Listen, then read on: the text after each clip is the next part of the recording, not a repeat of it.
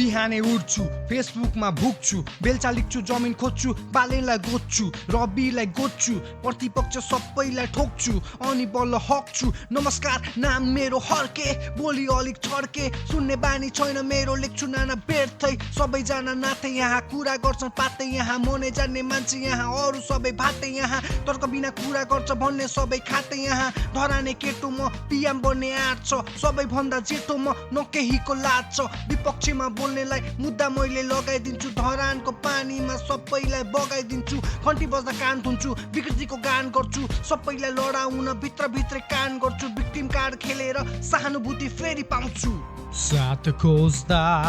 साथ पाइन रवि जस्तो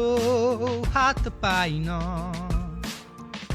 सायद बाले नै राम्रो थियो जनताको लागि र्याप गाइन